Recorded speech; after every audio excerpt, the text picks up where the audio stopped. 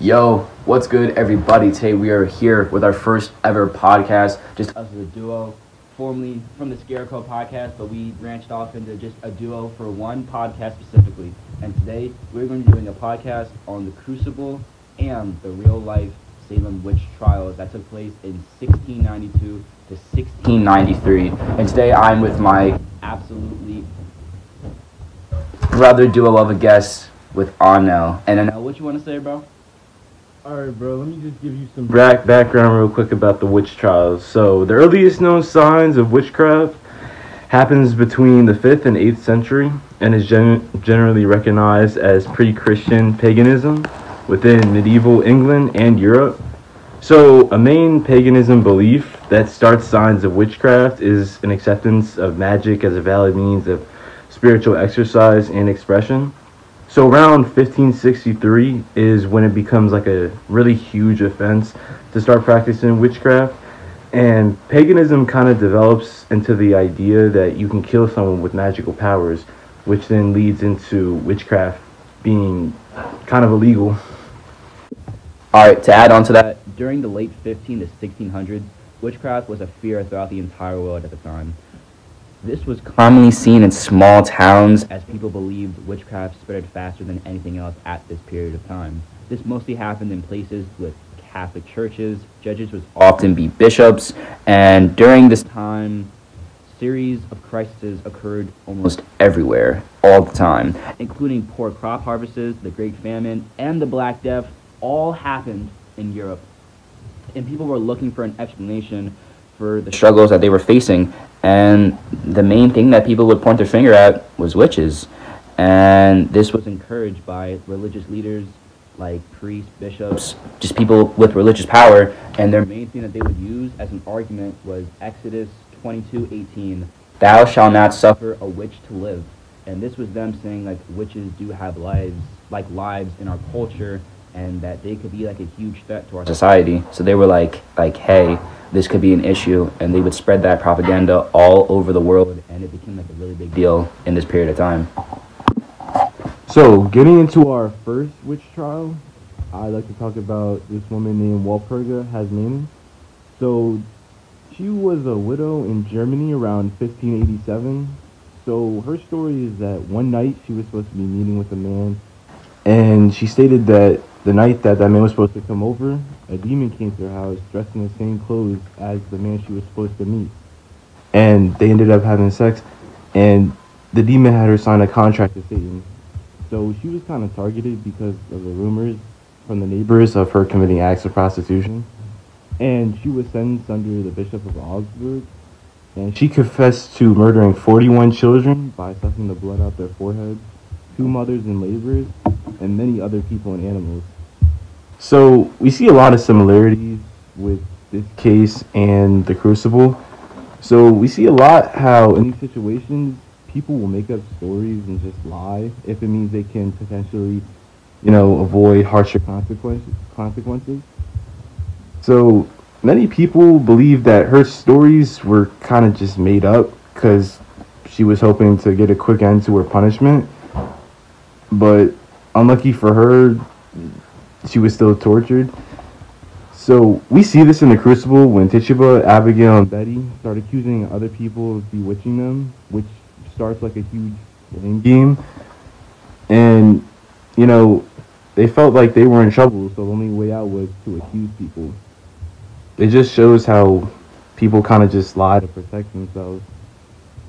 Just like how Abigail leaves town mysteriously just to not get in trouble, even though she caused, the trial in the first place, and now John's heading to be killed all because of what she started. Another similarity we see in this trial in the Crucible is how it was also under Catholic Church rule, which kind of shows a pattern of people in power kind of just taking control of the situation and using their biases instead of being fair.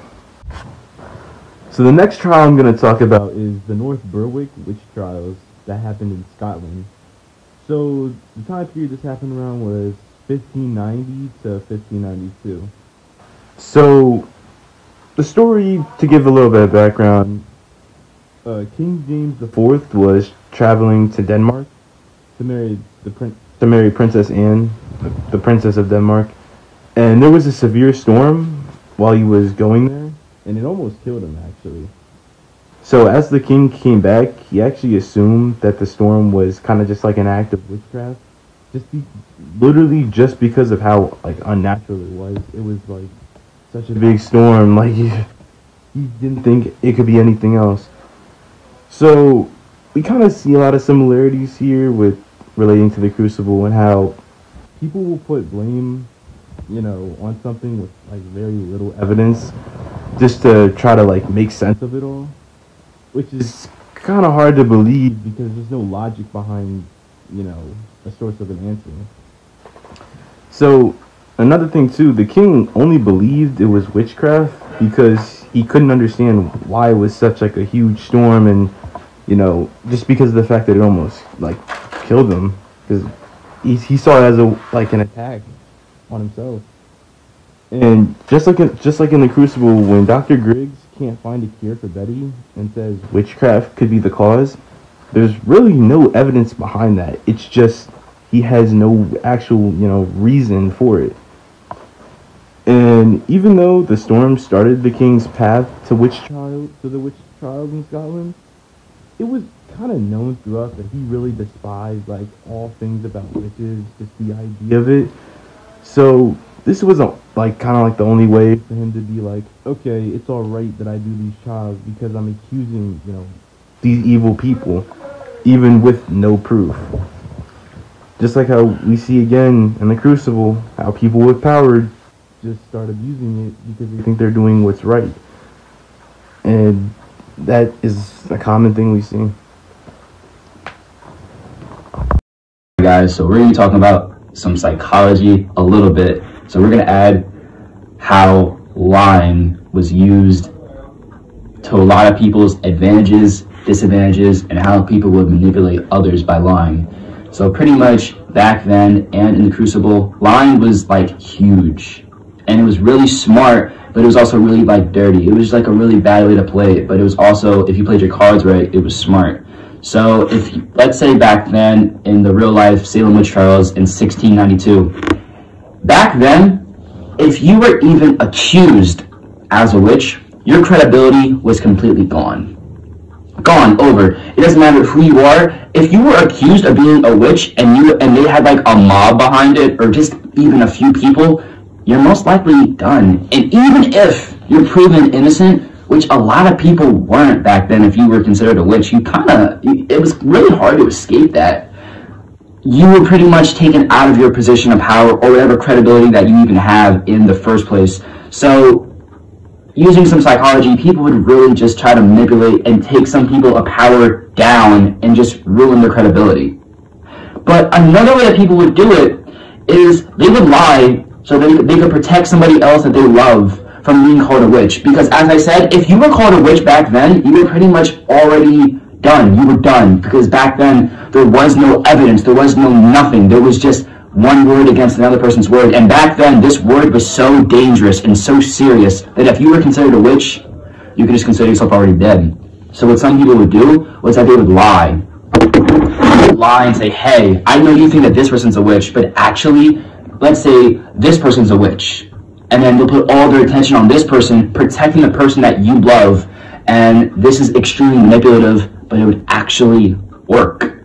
This would actually work. There were so many false accusations back then that so many innocent people would die being falsely accused as being a witch. And this was partly because people would lie to protect other people that they loved. And this would also create a butterfly effect.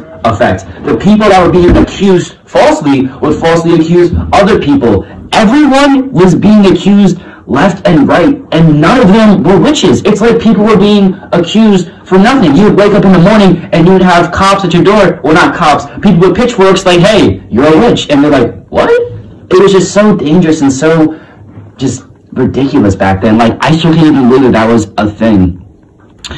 And kind of what I just said could also happen again. People would lie to protect their own asses. People would lie and be like, hey, I know you may be considering that I'm a witch, But did you know that this person was doing this, and they could lie, they could manipulate the situation, but at the end of the day, that's also what a lot of people would do, to lie to get their own,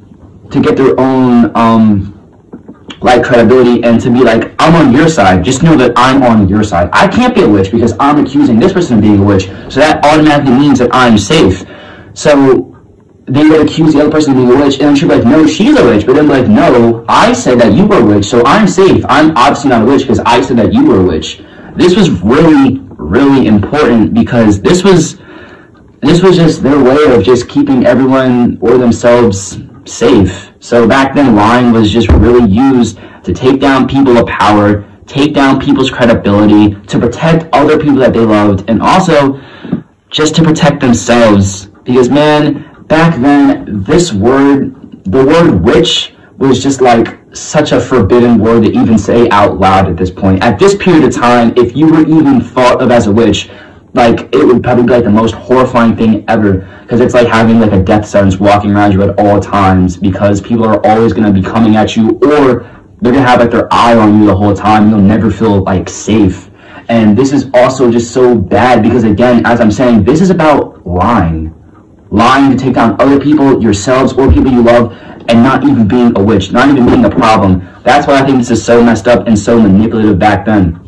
And this was also used in the Crucible. I know we all remember the scene that was literally Oscar nominated. The scene where we accused the slave of being a witch, and then she's like, no, you're a witch. And then they're like, no, you're a witch. This is literally everybody lying, and this is creating a butterfly effect. They falsely accuse the slave of being a witch, and then she falsely accused someone else of being a witch, and they falsely accuse someone else of being a witch to save their own asses. This is literally a butterfly effect, and this happened in real life, and this happened in the Crucible. This is a main thing throughout the entire story. And also, I know this isn't about being a witch, but John Proctor, when they were going to hang him at the end, the girl was trying to lie and be like, say that you didn't do it. Say that you did not do it, so she could protect someone that she loved, John Proctor. She said, say that you did not do it. But John Proctor, he refused to lie, so he ended up dying. This relates throughout the entire story and throughout the real world events. Lying back then was so serious, and we didn't realize it until these were all over, and how many casualties that we lost throughout lying in these witch trials. So to wrap it all up, lying was used to take down people's credibility, to protect other people that we love, and we saw this in the Crucible during the Oscar nomination scene when they were all accusing each other of being slaves, not being slaves, of being witches in the cabin. That started off with the slave accusing Winona Ryder's character, and then she was like, no, and then it started off this whole scene, and that was all started off by lying. But don't get it twisted. They originally lied about the slave being a witch, so it created this huge effect, and yeah, it just created this huge domino effect. And yeah, as I said, lying was really serious back then. It was something that should not be taken for granted. How we don't lie that anymore. We should really appreciate how we've learned and grown from this experience, and how lying just isn't taken that literal anymore, and how it isn't, and it isn't a she said, he said to death anymore. We should be really appreciative of that. And back to Noah. So the last thing I'm going to be talking about actually isn't a witch trial, but it's actually something more current and more realistic. It's the Red Scare. So there were actually two Red Scares. The one I'm going to be talking about is the first one that happened. It was between 1917 to 1920.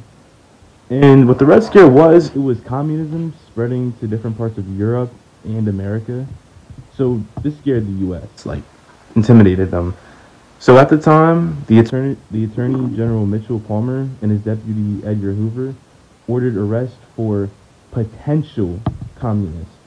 And they did a bunch of illegal raids, which were conducted on just suspicious groups. And over 4,000 people were arrested, and over 500 were deported. So just like in the Crucible, both events started out of suspicion and just the fear of unknown. Just like when we see like Paris questioning Abigail while she was dancing in the woods, you know, just for her to lie, which caused skepticism. So, you know, coming back to the Red Scare, the government wanted to keep communism out of America. just like the judges in the Crucible wanted to keep witchcraft out of Salem. We see this time and time again, high power, and they just do poor attempts in trying to stop it logically. And it is again seen in high power, just seeing their judgment poorly used. Seeing how, in the Red Scare, America broke a lot of laws during their time trying to get rid of communism. Just like how judges wrongfully killed and arrested townspeople in Salem. And it just kind of shows again and again, people always look to blame others instead of finding, good outcomes of truth. So, to end it off, Spencer, I'd like to ask you a question.